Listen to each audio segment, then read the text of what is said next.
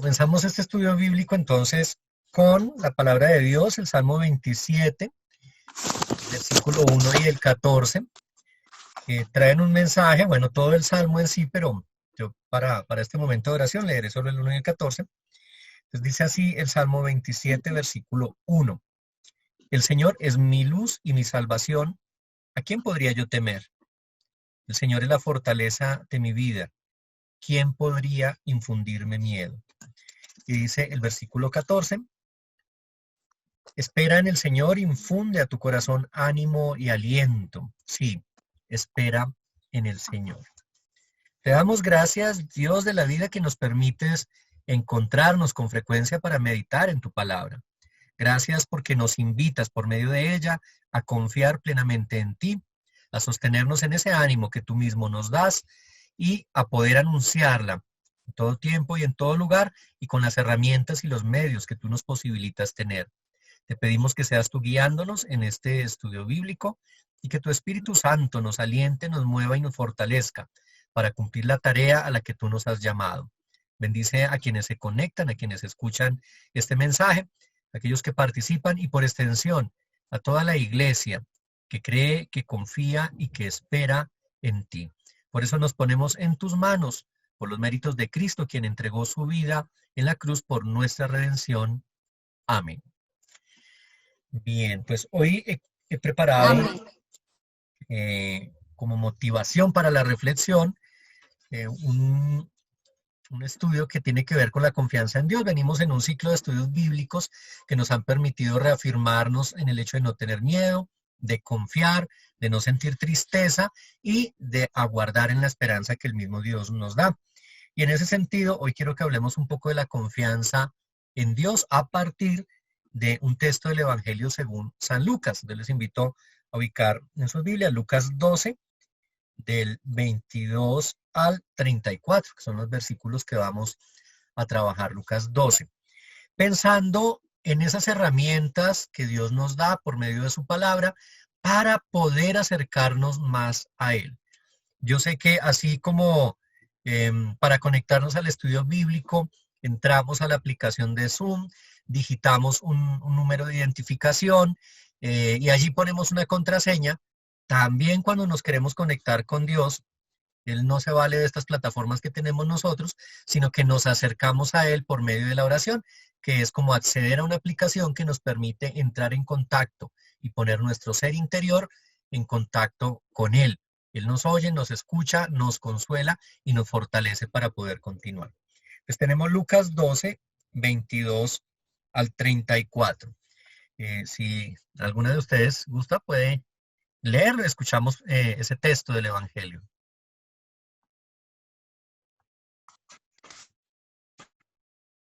Lucas 12, 22 a 34. Nos lo vamos a dividir entre Andrea y yo.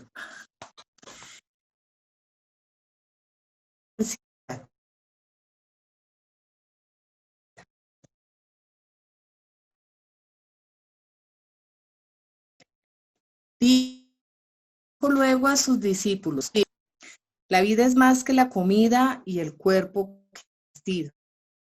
Considerad los cuervos que ni siembran ni ciegan, que ni tienen despensa ni granero, y Dios los alimenta. ¿No valéis vosotros mucho más, aves? ¿Y quién de vosotros podrá con afanar estatura? Pues si no podéis ni aún que es menos, ¿por qué os afanéis? Y si hacéis la hierba que hoy está en el campo y mañana es echada al horno, ¿cuánto más vosotros, hombres de poca fe? Continuamos en el 29. Vosotros pues no os preocupéis por lo que habéis de comer, ni por lo que habéis de beber, ni estéis en ansiosa inquietud, porque todas estas cosas buscan las gentes del mundo. pero vuestro Padre sabe que tenéis necesidad de estas cosas. Mas buscad el reino de Dios y todas estas cosas os serán añadidas. No temáis, manada pequeña, porque a vuestro Padre le ha placido daros el reino. Vended lo que poseéis y dad limosna. Haceos bolsas que no os envejezcan, tesoro en los cielos que no se agote, donde el ladrón no llega ni polilla destruye, porque donde está vuestro tesoro, allí estará también vuestro corazón. Esta es palabra de Dios. Damos gracias, Señor. Bien, hermoso texto. Soy un poquito entrecortado. Hay dificultades de señal y por estos días el internet tampoco ha funcionado muy bien. Pero en el fondo nos remite a pensar un poco en las ansiedades o la ansiedad que genera el mundo y que cargamos a veces los creyentes y en la posibilidad de confiar y aguardar en los tesoros que hay en el cielo. Entonces hoy quiero invitarles a que interactuemos un poco con el texto. Recuerdo el texto fue de Lucas 12, 22 al 34, pensando a partir de unas preguntas orientadoras qué respuesta daríamos y qué respuesta nos da Dios. Entonces podemos libremente interactuar. La primera pregunta que yo quiero formular es, ¿qué te preocupa en este momento? ¿Qué te preocupa en este momento? Entonces les invito a pensar cuáles son esas preocupaciones. Seguramente hay una lista larga de cosas que tenemos que atender o que incluso nos roban el sueño y que pensemos en ellas. ¿Qué es lo que nos preocupa en este momento? Y si ayudan a algo, preocuparnos, ¿no? Preocuparse es anticiparse a cosas que todavía no acontecen, ocuparse previamente de algo que todavía no requiere que nos ocupemos de ello. Pero vivimos con preocupaciones y este es un mundo que genera mucha ansiedad sobre aquello que todavía no acontece, pero que nos genera temor, que nos genera incertidumbre. Entonces, ¿qué te preocupa en este momento? Si alguna de ustedes lo quiere compartir, decir escuetamente cuáles son sus principales preocupaciones, pues es el momento también y sobre eso pues vamos a dialogar. No sé si quieren compartirlo.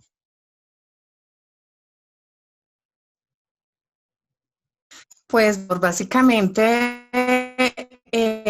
lo que ocupa mi pensamiento en estos momentos es el comportamiento humano, tan falta de conciencia con seres de la creación, donde se hizo la naturaleza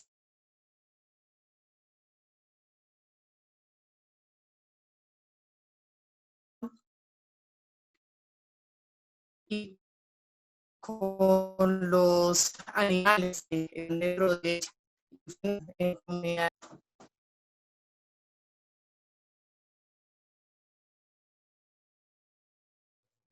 Sí, no se oye, se fue la señal. ¿Ahí me escucha, pastor? Ahora sí. Bueno, sí, la señal no está como uno lo esperaría. Básicamente lo que me ocupa en este momento es cómo nosotros, los seres humanos, hemos actuado de una manera tan egoísta que estamos acabando con la creación y con los seres de la misma. La tala de árboles indiscriminada en este momento del pulmón del mundo y todo el éxodo que se ha provocado de animales dentro de ella y hasta éxodo también de los animales aquí en las comunidades cercanas con respecto al abandono, hacen que uno piense que este momento de pensar en el otro, pues desafortunadamente en muchas personas no,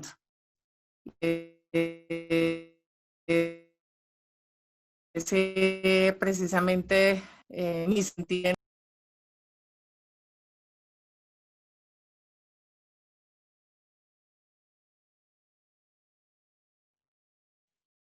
Sí, lamentablemente se fue la señal, Marta. No te oí la última parte. Pero capto por lo que dices, el comportamiento humano, cómo el ser humano interactúa con su entorno y ese entorno inmediato que son los otros seres humanos, pero también los animales, las plantas y los hábitats diversos que nos rodean, cada vez más destruidos, más devastados. Justamente entre esas preocupaciones, alguna que ronda o que tiene que ver con la terminación de los periodos de confinamiento, cuando se va creyendo que se tiene control sobre la pandemia del COVID, pues se reducen los tiempos de cuarentena, se permite la libre movilidad y algo que quienes se han esmerado mucho en proteger, preservar el medio ambiente dicen es que regresar a la normalidad, entre comillas, va a conllevar un retroceso en términos ambientales. Es decir, esto que hemos ganado en estos meses con ese modo de suavizar un poco los efectos de la humanidad sobre el planeta, pues fácilmente, en poco tiempo, terminando el confinamiento, pues podemos volver a nuestro ritmo de vida y a nuestras prácticas que son obviamente destructivas. Entonces, en ese sentido, esa es una preocupación grande. Para muchos la preocupación es retomar esa normalidad del ser humano inconsciente y destructor, aquel que no sabe administrar lo que tiene y que considera que puede destruir sin medir los efectos que ello conlleva. Pero por otra parte hay una serie de preocupaciones que tienen que ver con la vida cotidiana, con lo inmediato. Y esas también han generado angustia y agobian a muchas personas, incluso del contexto de nuestra iglesia. Más allá del saber que confiamos en Dios, también hay una incertidumbre sobre lo que el mundo tiene dispuesto, justamente retomando la aparente normalidad o la nueva normalidad, como algunos han dado en llamar. Pero bueno, eso es lo que nos preocupa y habría que preguntarnos si preocuparnos ayuda de alguna manera a superar la situación. Y lo que tendríamos que mirar ahora es si justamente eso que nos preocupa tiene sentido. ¿Qué es entonces lo que nos dice Dios al respecto? Entonces, frente a eso que nos preocupa, pues, ¿qué es lo que nos dice Dios? Y ahí tendríamos que retomar el versículo 22 y 23 del capítulo 12 del Evangelio según San Lucas, que leímos, que dice, por eso les digo que no se preocupen por su vida ni por lo que han de comer, ni por su cuerpo ni por lo que han de vestir. La vida es más que la comida y el cuerpo es más que el vestido. Obviamente lo que nos está diciendo acá Jesús en el Evangelio no es que no nos preocupemos por la vida, sino que por esos aspectos de la vida que a veces inundan nuestro pensamiento por completo. Es decir, a veces no pensamos tanto en la vida como en el qué comer y qué beber. Y a veces no nos preocupamos tanto por el cuerpo como por el hecho de cómo vestirnos o qué vamos a vestir. Y lo que nos está tratando de decir Jesús es, la vida es más que la comida y el cuerpo es más que el vestido. Es más importante la vida y más importante el cuerpo que la comida con la que sostenemos la vida y el vestido con que cubrimos el cuerpo. Para ponernos en el lugar de las preocupaciones del mundo que son innecesarias, que son inútiles. Entonces, a veces nos ocupamos tanto o nos preocupamos de cosas que tienen que ver con lo que el mundo nos pone de frente.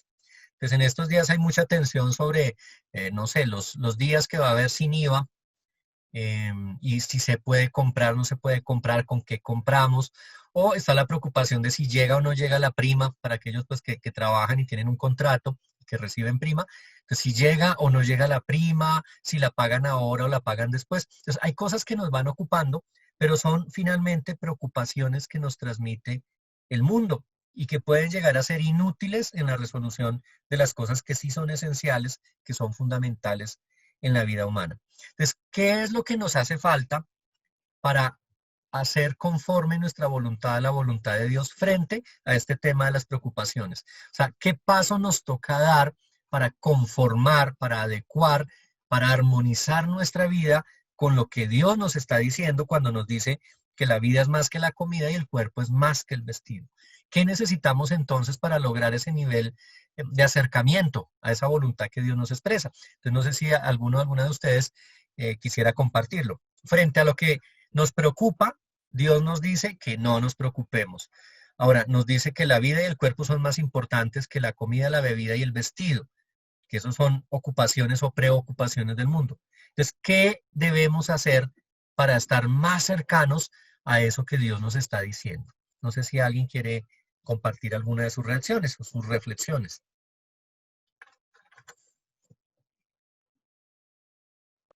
Pues estaba pensando en que esa oración que dice el pastor, que viene de la Biblia, de no preocuparse por la comida ni por lo que no tenga, está muy cercana a cuando en la Biblia hablan de que los hombres solemos poner las cosas en las cosas de la tierra en vez de poner las cosas en los ojos en las cosas del cielo. Es pues lo que me hace pensar esa oración ahorita, que nos preocupamos demasiado por las cosas que hay acá abajo en vez de darle más preocupación a las cosas que son del cielo. Y pues con respecto a las cosas que son del cielo, no sé si estoy en lo correcto, pero digamos que si yo quiero preocuparme más por esas cosas, yo buscaría estudiar la Biblia un poco más y preguntarme más acerca de lo que está escrito ahí y hacer un estudio más profundo al respecto de eso. No sé si esa sería una forma de hacer caso correctamente y dejar de preocuparse por la comida de la bebida y más bien buscar alimento en la palabra de Dios, como está mencionado también en cuando tientan a Jesús, por ejemplo, que no solo de pan vive el hombre, sino de toda palabra que proviene de la boca del Señor. Entonces esa sería como mi análisis respecto a lo que dice el pastor. Sí, efectivamente, Sebastián. Y bueno, quizá una pregunta que puede surgir cuando uno aborda este tipo de textos, y pregunta que nos formularán otros, y especialmente aquellos que no tienen una fe fortalecida o que no conocen la Sagrada Escritura o que no se han adentrado, como dices tú, en el conocimiento de estas verdades eternas.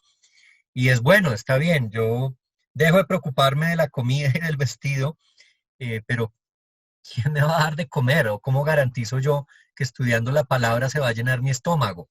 ¿O que estudiando la palabra voy a poder pagar el arriendo y los impuestos y todo lo que esta sociedad capitalista, consumista, yo digo incluso depravada, opresora, nos genera como obligación? Y ciertamente a veces la respuesta es compleja. Entonces no sé si alguna de ustedes se arriesga. ¿Qué le diríamos a una persona que nos reproche de ese modo? Diga, bueno, estudio la palabra y ¿qué como mañana? ¿Y qué le doy a mis hijos de comer?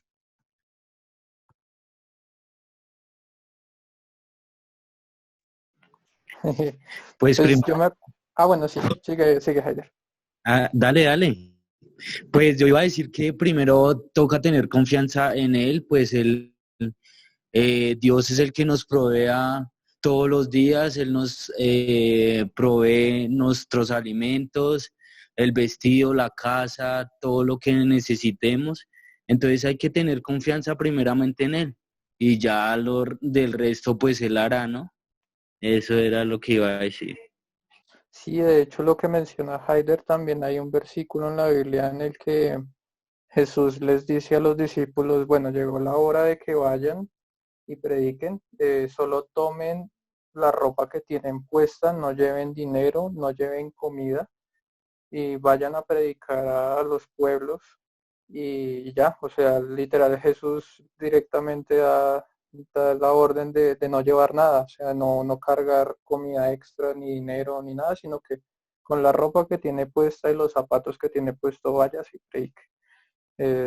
Entonces esa es una parte para reforzar la respuesta que dijo Heider. O sea, cuando Jesús dice, uno debe confiar, o sea, los discípulos confiaron en él, o es lo que yo veo en esa historia. Sí, efectivamente. Y claro que es complejo porque es dar respuesta frente a necesidades inmediatas, urgentes del ser humano, como es el comer y el tener para el sustento. Pero ciertamente, más allá de que lo que este texto signifique es que estudiar las cosas de Dios nos dará de comer, lo que nos está haciendo es cambiar el enfoque, es decir, mover el centro de atención de las preocupaciones que el mundo genera a aquello que debe ser realmente importante. O sea, no nos exime, digamos, de la responsabilidad de trabajar, de encaminarnos también a la búsqueda de nuestro sustento, pero nos dice por qué camino debemos ir. Y ese camino tiene que ver con la justicia, tiene que ver con la búsqueda de esa sociedad, de ese reino que establece Dios, y por eso nos dice, centrémonos en lo esencial.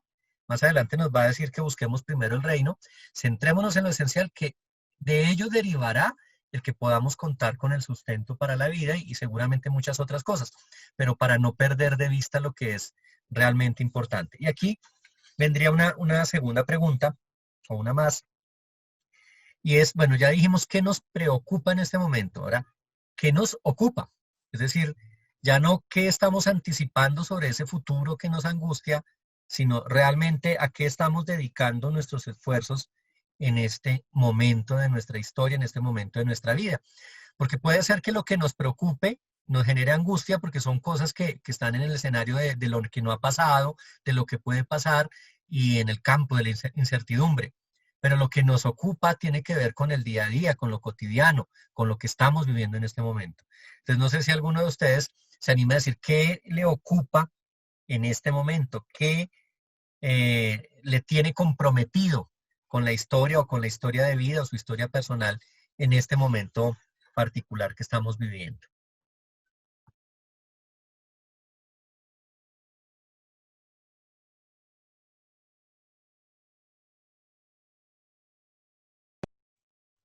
Bueno, yo, ¿sí me escuchan?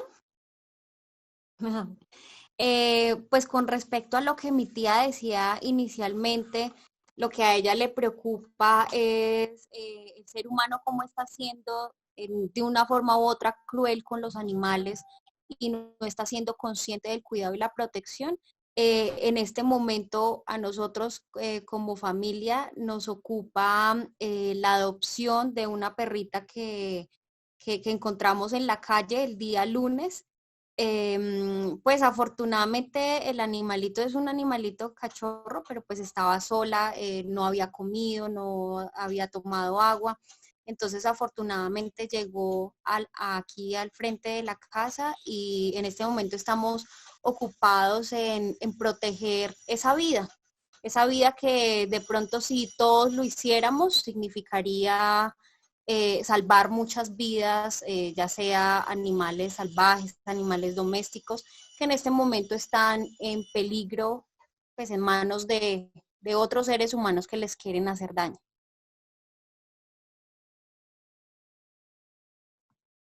Bien, gracias, Andrea. Eso es, fíjate la diferencia entre lo que nos preocupa, que seguramente esta responsabilidad que han asumido también trae consigo algunas preocupaciones, y lo que nos ocupa, que tiene que ver con lo inmediato, digamos, el hecho de pensar en la vida de un ser indefenso, de un ser abandonado, que pasa necesidad, eso implica resolverse en el ahora, o sea, necesariamente conlleva el hecho de que demos respuesta inmediata pues a lo que estamos enfrentando. Entonces, interesante eso. No sé si alguien quiere decir algo más de lo que le ocupa en este momento. O si el ejemplo, de pronto la ilustración que nos da Andrea, pues puede llegar a ser suficiente. Porque yo le formularía una pregunta vinculada a esta. ¿Ayuda en algo ocuparnos en lo que nos estamos ocupando? O sea, frente al desafío grande de la existencia humana, ocuparnos en lo que estamos ocupados en la actualidad, ¿contribuye de alguna manera?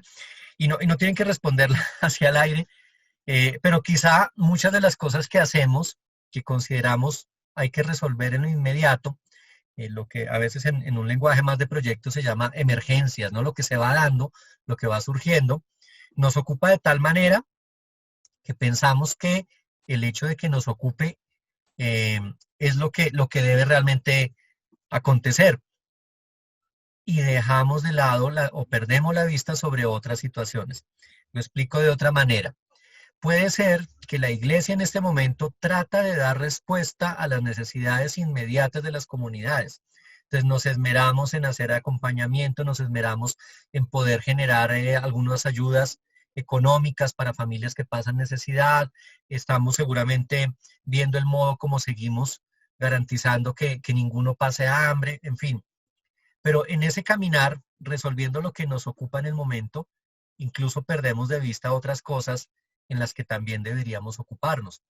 Quizá a veces por trabajar desmedidamente en lo que llamamos nosotros la obra de Dios, desatendemos también esta otra obra de Dios que soy yo mismo y descuidamos el hecho de buscar estar bien, de tener salud mental, salud física. Entonces puede ser que ocuparnos en algunas cosas, por loables y meritorias que sean, nos haga desatender otras que también son fundamentales. Pero bueno, esto es solo una inquietud, eso es lo que nos ocupa.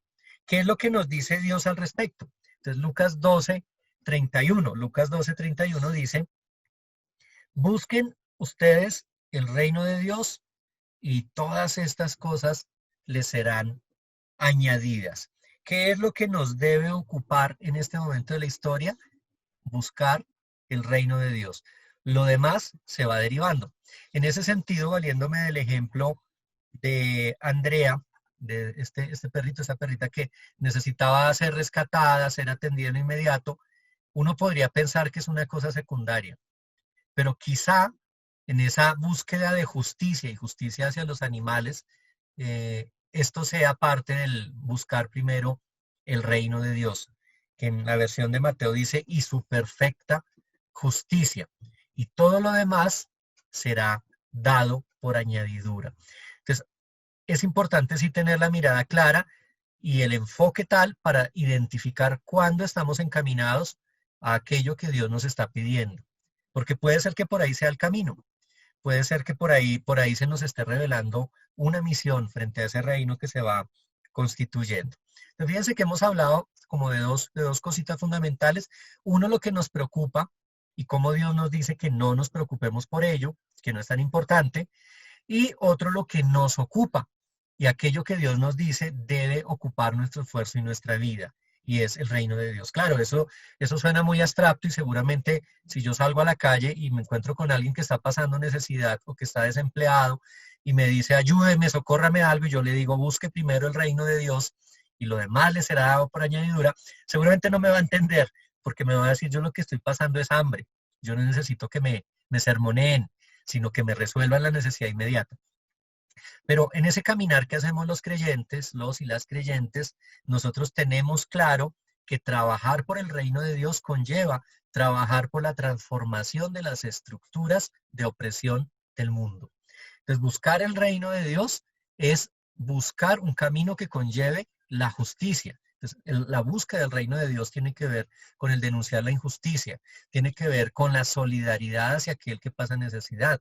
La búsqueda del reino de Dios tiene que ver con llevar un mensaje de esperanza a la par que comparte uno un pan, que es esperanza práctica, esperanza hecha alimento para aquel que lo necesita.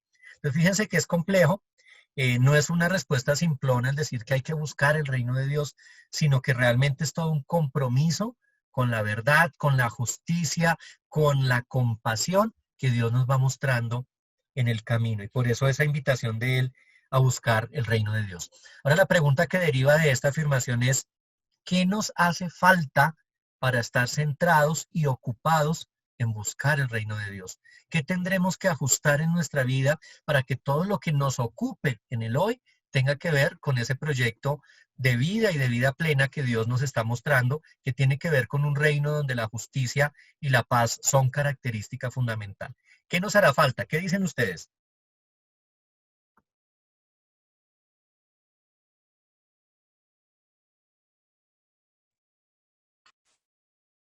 Dentro de el contexto que estamos en este momento tratando, pienso yo que es el actuar, porque así como podemos decir muy bien las citas, decir muy bien los versículos, lo que decía el pastor ahorita, a una persona que tenga alguna necesidad aparte de la espiritual, porque obviamente es muy importante también tenerla en cuenta, una necesidad física y uno con un discurso de un versículo, pues muy posiblemente la persona no lo va a entender, lo que usted mencionaba en este momento. Entonces es más llevar este versículo, esa palabra al actuar, al apadrinar a ese ser, a esa persona que requiere de esa ayuda, de ese apoyo, y que pues obviamente si se dirige a nosotros es porque de una u otra forma sabe de nuestra creencia en Dios. Sin embargo, lo más importante es, pienso yo, actuar, ejecutar la palabra de Dios.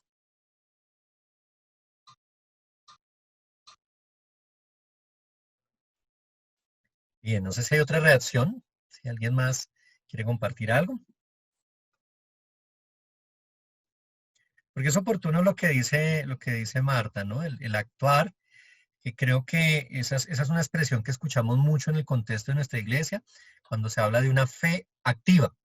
Claro, es una fe que nos ha sido dada, es la fe que nos permite vivir, la fe que nos permite ser salvos, esa fe en Cristo y en su obra redentora, pero es una fe que nos mueve a la acción, una fe que nos mueve a la transformación. Y en ese sentido, ese diferencial que tiene el modo como entendemos la fe los luteranos y en general pues los cristianas comprometidos, más cercanos al texto bíblico, y es el hecho de que sabemos que esa fe no nos cruza de brazos, sino que es una fe que por el contrario como que nos hace ágiles las manos para el servicio al otro. Y no servimos, eso lo tenemos claro también, no servimos esperando que gocemos del favor de Dios porque estamos sirviendo, sino que servimos porque gozamos del favor de Dios, gozamos de su gracia, de su misericordia, de su amor. Y esto es solamente una reacción a todo lo que ya hemos recibido y que queremos llevar también a ese mundo que necesita ser transformado. Es interesante este modo de entender cómo vale la pena y tiene sentido ocuparnos de las cosas de Dios, no solo desde el anuncio del Evangelio y de esa fe que nos mueve a llevar a Cristo en todo lugar donde vamos y su palabra, sino llevar nuestras manos y nuestro ser también para actuar en la medida de lo posible y según alcance, según nuestras capacidades, en los escenarios donde podemos hacerlo.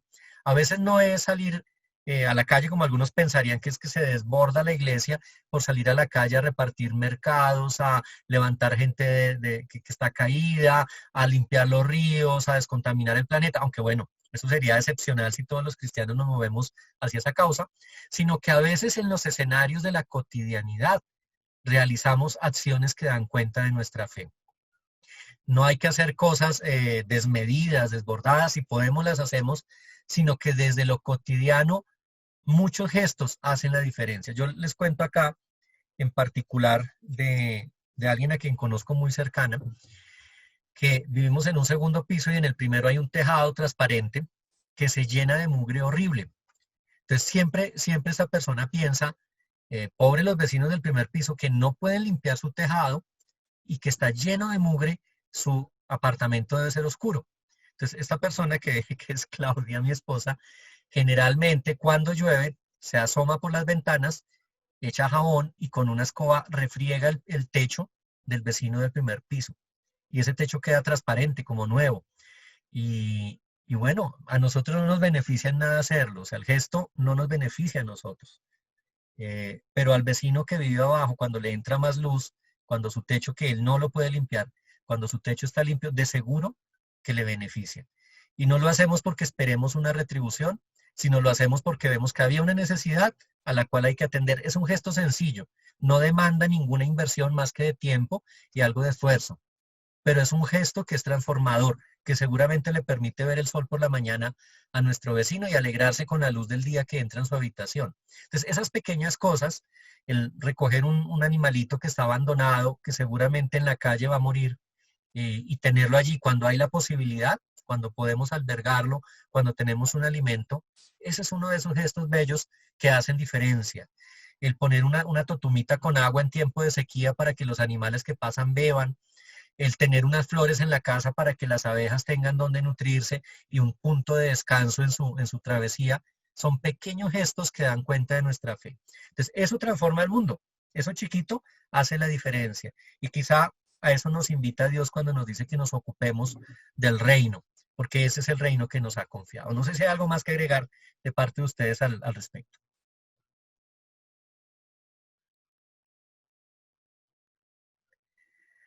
Si no, pues vamos adelante, un tercer momento de la reflexión, que tiene que ver con otra pregunta. Yo les pregunté ya, ¿qué les preocupa?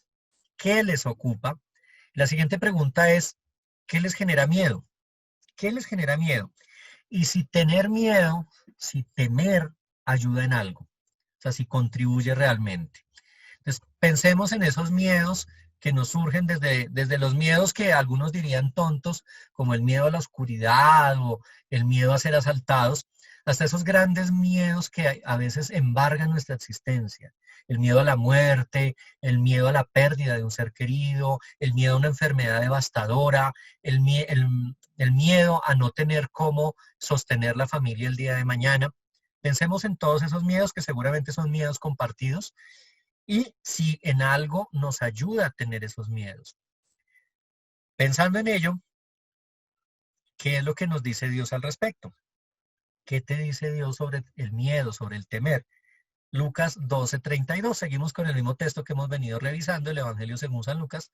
Lucas 12:32 dice, ustedes son un rebaño pequeño, pero no tengan miedo porque su Padre ha decidido darles el reino. No tengan miedo porque su Padre ha decidido darles el reino. Tremenda afirmación. Si miráramos el tema del miedo y el no tener miedo en las Sagradas Escrituras, yo creo que encontramos por lo menos, por bajito 50 versículos en los que se nos está diciendo que no tengamos miedo. Y quizá donde más aparecen son en el Nuevo Testamento, tanto en la epístola de Pedro, en los Evangelios, en la epístola a los Hebreos. Generalmente hay ese tipo de afirmaciones de no temer, no tengan miedo. Pero aquí además nos dice Jesús en el Evangelio, que nuestro Padre ha decidido darnos el reino. Qué interesante porque nos está diciendo versículos atrás que nos enfoquemos en buscar el reino y todo lo demás se nos irá dando por añadidura. Y aquí nos está diciendo que la decisión del Padre ha sido darnos el reino. Fíjense cómo salen al encuentro las dos acciones, el actuar de Dios y el nuestro. El actuar de Dios que nos da el reino y nos invita a buscarlo, y el actuar nuestro cuando respondemos a Él y salimos a buscar el reino. Entonces, no es que tengamos que buscar algo que no va a aparecer, sino que buscamos algo que Dios ya decidió que nos va a dar. Y eso pues a mí me da la tranquilidad de que lo voy a encontrar. Claro, no me está diciendo que me cruce de brazos porque me va a dar el reino. Por el contrario, me dice, busque primero el reino de Dios. O sea, esmérese en esa búsqueda porque va a encontrar. ¿Por qué va a encontrar? Porque Dios ha decidido dárselo. Mi mamá decía eso, el que busca encuentra. No me busque que me encuentra. Eso decía siempre. Pero yo lo traigo acá al Evangelio, que me parece más sensato y más bonito. Y es Dios está diciendo que busquemos eso que Él tiene ya dispuesto para nosotros. No es un juego. No es como el que nos esconde algo que nos va a regalar finalmente, sino nos está invitando a caminar con Él, a actuar, a movernos más allá de nuestra comodidad, de nuestras preocupaciones, de nuestras ocupaciones, a un escenario en el que Él quiere darnos y hacernos ver ese reino que nos tiene preparado. Ahora nuevamente la pregunta, ¿qué tenemos que hacer? ¿Qué nos falta para estar conformes con eso que Dios nos da? Es decir, para que se adecue nuestro pensamiento y voluntad a lo que Dios quiere para nosotros. ¿Qué nos hará falta para entender que hay seguridad en Dios? Que con Él no perdemos, que con Él hay ganancia y que lo que nos ha prometido y aquello a lo que nos invita a caminar, lo tiene dispuesto aguardando por nosotros. ¿Qué nos hará falta? Ya no solo como personas, sino como iglesia, como colectivo.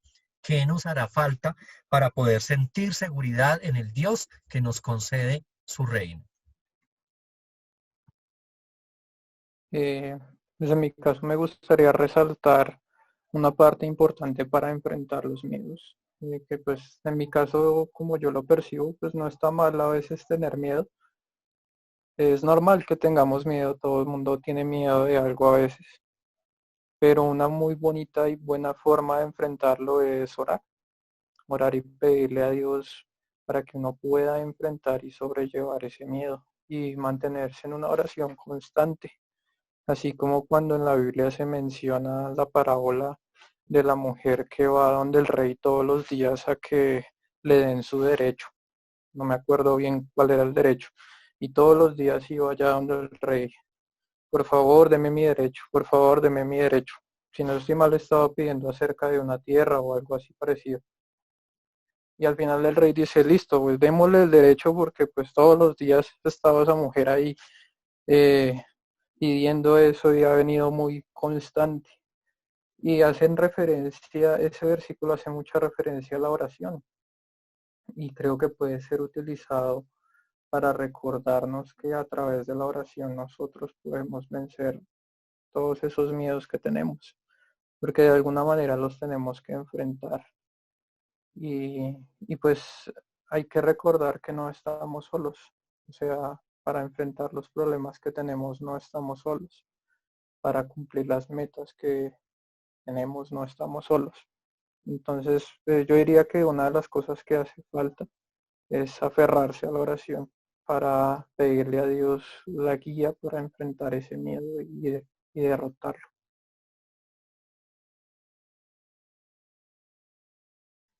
Efectivamente, así es, la oración como una herramienta, como un instrumento, como un canal, si se quiere, como una app, una aplicación para conectarnos con Dios que nos acompaña desde este escenario, también para incluso diluir nuestros miedos. Y efectivamente, los miedos han movido a la humanidad, pero la confianza que Dios nos da es en Él, que nos ayuda a superar, a vencer, a no dejarnos condicionar por esos miedos. Los miedos incluso en ocasiones impulsan grandes acciones, ¿no? El miedo a la muerte ha llevado a la ciencia a que desarrolle técnicas para prolongar la vida y sostenerla, por ejemplo.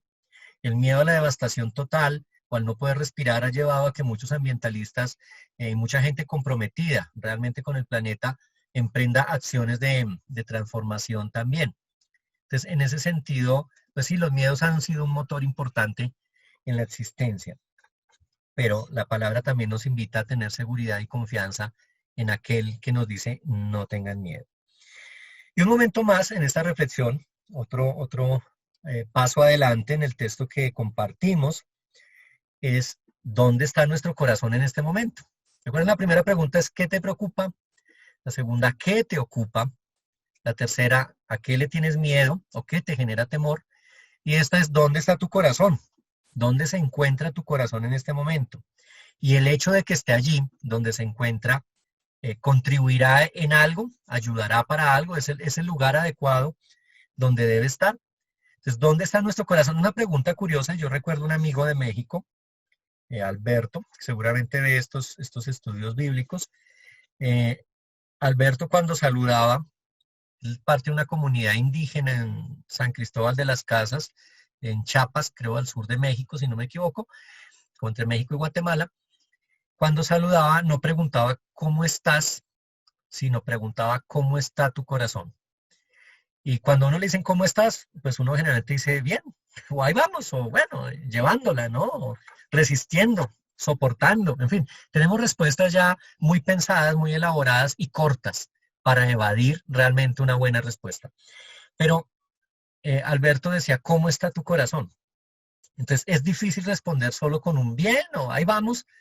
Generalmente esa pregunta toca el ser interior. Esa pregunta va al realmente cómo se siente uno en la vida, cómo está relacionándose con el mundo y en el caso de nosotros los creyentes, cómo estamos conectados con Dios. ¿Dónde está mi corazón en este momento? ¿Qué me dice Dios? ¿Qué dice Dios? Lucas 12:34. Donde ustedes tengan su tesoro, allí también estará su corazón. Donde ustedes tengan su tesoro, allí también estará su corazón. Entonces, ¿dónde está mi corazón? ¿Será que donde mi corazón está en este momento es el lugar que debe ocupar? Entonces, la pregunta es la misma que hemos venido haciendo frente a esta afirmación que seguramente nos invita a tener el corazón en Dios. La pregunta es, ¿qué nos hace falta? ¿Qué tenemos que hacer todavía para estar conforme a lo que Dios quiere con nosotros? ¿Qué podemos hacer para definitivamente considerar que Dios es nuestro tesoro y que con Él está nuestro corazón?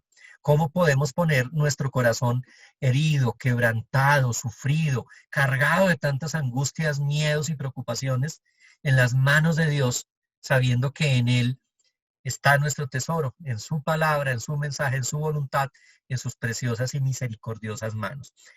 ¿Qué pasito tendríamos que dar para conectar realmente nuestro corazón con el ser de Dios, con Dios mismo y poner nuestro corazón en Él? ¿Qué se le ocurre a ustedes?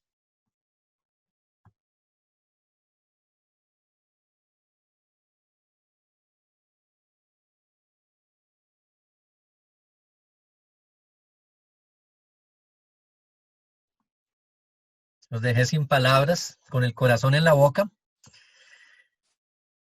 ¿Algo que quieran compartir al respecto para conectar nuestro corazón con el de Dios? Pues lo que a mí se me ocurriría es que si uno quiere saber algo de alguien, uno se pone a averiguar. O sea, uno buscaría a la persona eh, y iría a hablar con ella.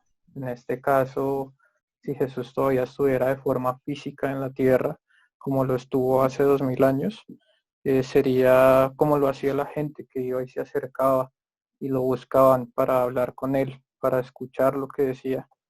Pero pues después de que ascendió al cielo, él nos dejó el regalo del Espíritu Santo. Y ese Espíritu Santo es el que nos, o sea, y después de ese regalo, la Biblia comenzó a ser escrita a partir de que él fue, de que él regresó al cielo. Y en la Biblia, pues como fue escrita por las personas bajo la guía del Espíritu Santo, está una huella impregnada de quién es Dios, de quién es Jesús. Y una de nosotros, a él sería ir y estudiar la palabra de Dios, pero al mismo tiempo en una oración pedir la guía del Espíritu Santo para que sea Dios hablando a través de lo que interpretemos en la Biblia. Pero eso tampoco sería suficiente, o sea, sería también ideal buscar un pastor, alguien que haya estudiado como tal, el estudio para nosotros sean las adecuadas, sean correctas. Entonces, esa sería como tal la forma en la que uno, pues para mí, yo buscaría acercarme más al corazón de Dios, que sería a través de la Biblia, a través de lo que está escrito en ella, de las acciones que hizo Jesús cuando estuvo aquí en la tierra y del mensaje que nos dejó él, de lo que se inspiró a través de Pablo en Romanos, Hechos, en Romanos, en Corintios y ahí en adelante. Todo eso es lo que es Dios después de que vino Jesús. Y eso es para mí es el filtro más puro de la interpretación de nosotros, de lo que es Dios. Entonces, pues hace falta un conjunto de todas esas cosas para mí, para poder acercarnos un poco más a Dios. Pues oración, estudiar la Biblia, en fin, esa sería como la idea mía. Gracias, Juan Sebastián. Bien, pues reafirmando un poco lo dicho hasta el momento, dejar de lado las preocupaciones del mundo, ocuparnos en las cosas de Dios, tener confianza en ese Dios que nos da seguridad y tener nuestro corazón en Dios, ese Dios que nos lleva a buscar el reino, pero es ese reino que ya Él ha dispuesto a darnos. Pues este es un mensaje que nos debe mover más a la confianza, como lo hemos venido haciendo en estos ciclos de estudios bíblicos, confiar más en Dios, confiar en su misericordia y permitir que Él obre en nuestra vida también suscitándonos ese fuego por medio de su espíritu que nos lleve a la acción, que Él obre en nosotros para nosotros poder también obrar en este mundo que demanda tanto de la misericordia y del amor. Bien, yo voy a invitar hoy a Juan Sebastián, que nos acompañas acá, que nos dirijas en una oración recogiendo pues este sentir, poniendo también ahí todas las intenciones que podamos tener como iglesia, como comunidad, como pueblo de Dios, y abandonándonos pues en las manos de ese Dios que nos da la vida y nos invita a caminar por sus sendas, a confiar en Él y a vivir plenamente su voluntad. Te damos la palabra, Sebastián, dirígenos en oración.